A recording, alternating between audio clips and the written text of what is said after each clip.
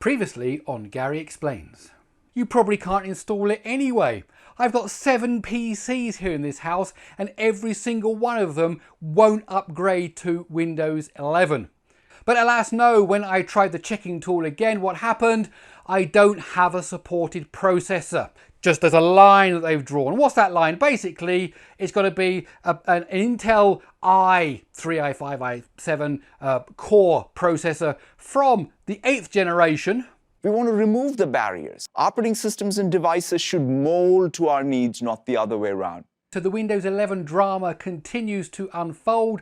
Microsoft are being unrepentant about their requirements of using an 8th generation Intel processor to run Windows 11, but yet it's removed the checker tool from its website because it doesn't like the results that it's getting from people. And now for the conclusion. So Microsoft has released a new version of its checker tool to see whether you can upgrade to Windows 11.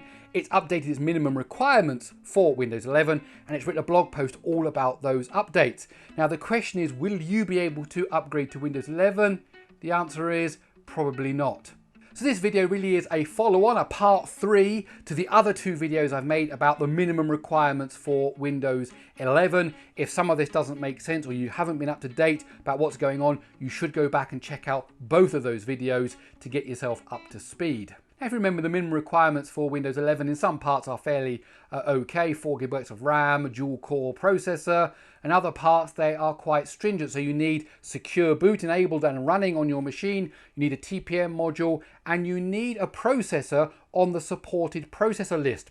And there is a line drawn in the sand by Microsoft saying which processors are supported and which processors are not supported. So for example, if you have an Intel i5 4th generation, not supported.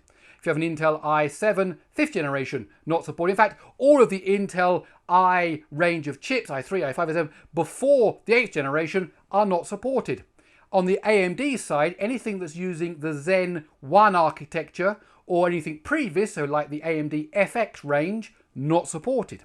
If you're running a Zen 2 or an Intel i Core 8th generation or above, then you are lucky enough to be on the supported list. Now you can check whether your PC is compatible with Windows 11 by running the checker tool. Originally Microsoft published it, it didn't work very well, it would only tell you what was wrong one step at a time, so you'd run the tool, it'd say this doesn't work, you haven't got secure boot. I then went and fixed all the secure boot, oh no, but now you haven't got a TPM module, and it goes, now there's a new checker tool and it's much, much better. It gives you a full report with kind of what works and what doesn't work all in one go, which is a great, great change. Well done Microsoft, but still, my PC and all the PCs I have here in this house are not supported. Why? Because I have a Zen 1 AMD processor and I don't have any Intel processors in my PCs that are 8th generation or newer, so I still can't upgrade to Windows 11. Now Microsoft actually have updated the list of supported CPUs and it's added one 7th generation Intel Core processor, the i7 7820HQ. Now where have I heard that processor before? Oh, I know, it's the one inside the Microsoft Surface Studio 2. And Microsoft are getting a lot of criticism because they were selling that device, it's a very expensive device, it's on sale even today, but it wasn't eligible for Windows 11. But now, thanks to the great engineers at Microsoft, that one, that very chip in that very PC actually works with Windows 11. None of the other i7 7th generation or i5 7th generation processors work, just that one in the Microsoft Studio 2. Wow, isn't that a coincidence?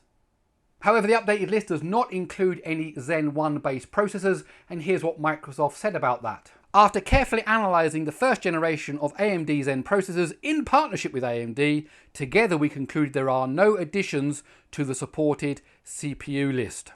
So as in my case with my Ryzen 5 1600, no go for Windows 11. Now you may have been reading online that actually Microsoft will allow you to install Windows 11 on unsupported hardware. So I got in contact with Microsoft and I asked them this very question, and what I found out is that Microsoft will offer a very thin path for some people to install Windows 11 on unsupported hardware. What do we mean by unsupported hardware?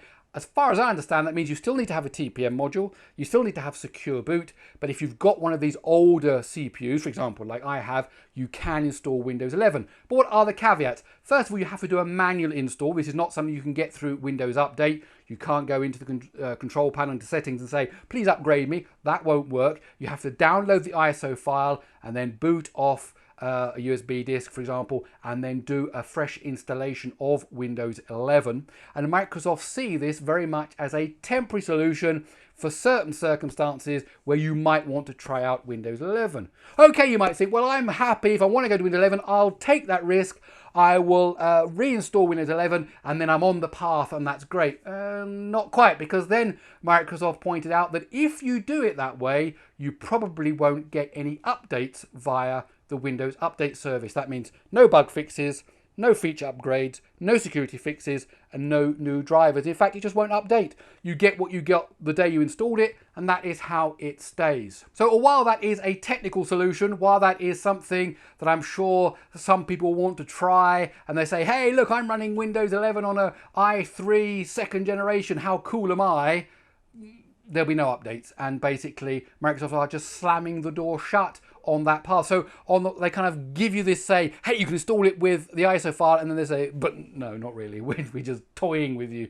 You can't really do that. So it looks like the only way to get Windows 11 is to be up to date and secure and have your patches and all that kind of stuff, is to basically run it on the supported hardware, which, as I said, means that a lot of people either won't do it and they'll just stick with Windows 10, which is absolutely fine, as I cover in my 5 alternatives to Windows 11 video, or they'll run it on unsupported hardware and they won't get updates.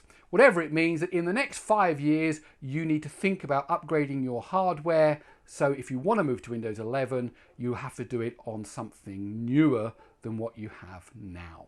Okay, that's it. So there we go. Microsoft are not going to change their mind. Lots and lots of people wrote in the comments beneath my other videos saying, Gary, you're saying way too early. You don't know what you're talking about. Microsoft are going to let lots of pieces. No, they're not. And I said that in the video. No, they're not. This is the official list of requirements from Microsoft, and it's not going to change its mind. If you can't meet those requirements, Microsoft's statement is stay on Windows 10. Okay, that's it. My name is Gary Sims. This is Gary Explains. I really hope you enjoyed this video. If you did, please do give it a thumbs up. Don't forget, you can follow me on Twitter at Gary Explains. And also, I have a newsletter. Go over to GaryExplains.com. Type in your email address. No spam, just the newsletter. Okay, that's it. I'll see you in the next one.